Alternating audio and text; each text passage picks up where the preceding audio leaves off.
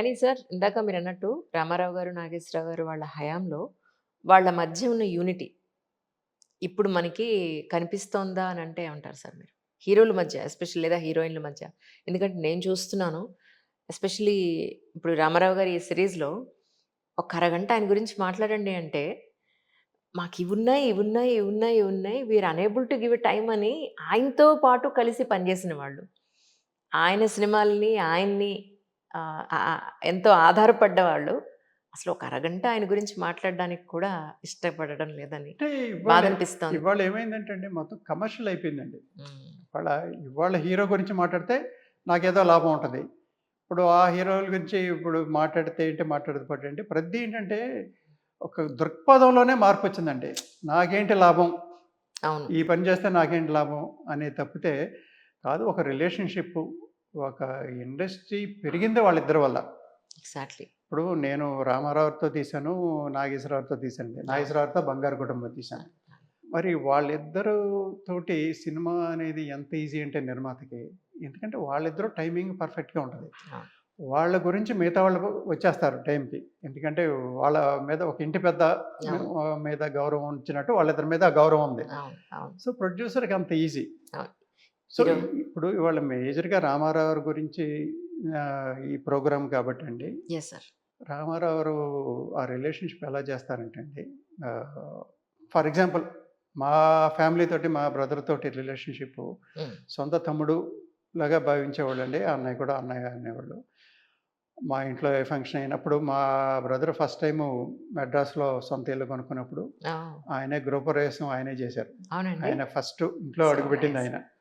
అలాగే హైదరాబాద్‌లో కూడా ఆయన అన్నయ్య ఇల్లు కట్టుకున్నప్పుడు మళ్ళీ గృహప్రవేశం ఫస్ట్ అడుగుపెట్టింది ఆయనే. అంటే మాకంత సెంటిమెంట్ ఆయనతోటి. అవును సార్. ఎందుకంటే మా అన్నయ్యని పైకి తీసుకొచ్చింది ఆయన. హ్మ్.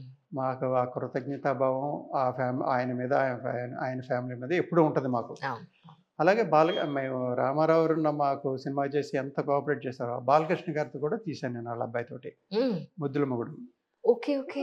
మరి ఆ సినిమా కూడా బాలకృష్ణ గారు మరి నెట్‌లో అంత ఇన్ఫర్మేషన్ రావట్లేదు సార్. ఆ! ఎందుకంటే అప్పుడు మేము అదే. చదువుకున్న చిన్న పిల్లం కాబట్టి పెద్ద ఇన్ఫర్మేషన్ లేదు. మరి రైమ్స్ తప్పగా అనుకోదు. బాలకృష్ణ గారితో సినిమా తీశారని నిజంగా తెలీదు. ఆ! ఆ సినిమా కూడా అండి బాలకృష్ణ గారు మాకు ఫుల్ ఆయన ఆళ్ళ సొంత సినిమాల్లాగా అంత కోఆపరేట్ చేశారు. హ్మ్. రామారావు గారు ఎంత కోఆపరేట్ చేశారో నా ఫస్ట్ సినిమాకి, హ్మ్. బాలకృష్ణ గారు కూడా అంత కోఆపరేట్ చేశారు. హ్మ్.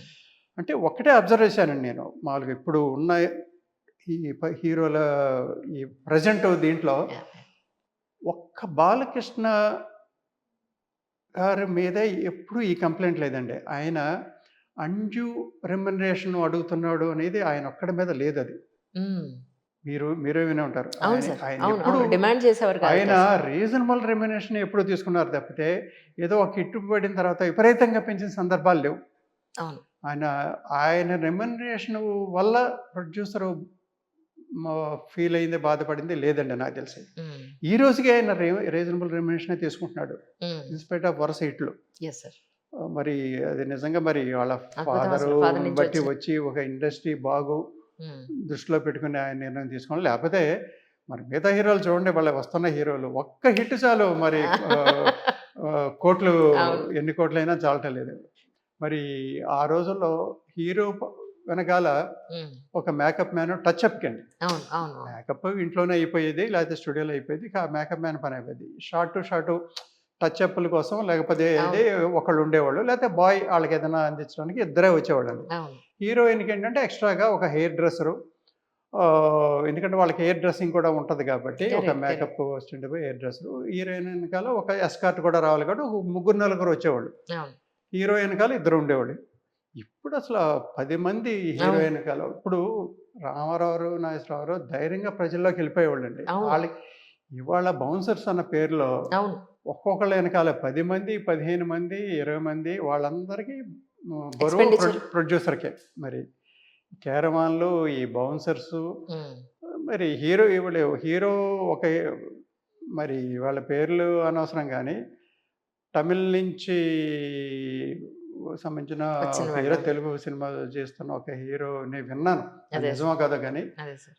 దాదాపు 20 మందంటండి మై గాడ్! వాళ్ళ ఎనకాల. My God! మరి వాళ్ళ హీరోయిన్‌ల ఎనకాల అలాగే సరిపోయింది. బాంబే వాళ్ళొచ్చారంటే వాళ్ళకి వాళ్ళ అసిస్టెంట్‌లు వాళ్ళకి ఆ రోజుల్లో రీజనబుల్ రెమ్యునరేషన్ ఉండేదండి పర్ డే. అవును. అవును. ఇవాళ అది వేలల్లో.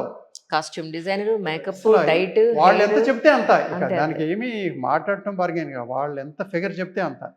సో, స్క్రీన్ మీద కనపడే ఖర్చు కన్నా ఇతరత్రా ఖర్చులు ఎక్కువైపోయినాయండి. కరెక్ట్. ఇప్పుడు కాస్ట్ ఆఫ్ ప్రొడక్షన్ పెరిగిపోవడానికి ఇయన్నీ రీజను. అవును. ఇయన్నీ స్క్రీన్ మీద కనపడవు.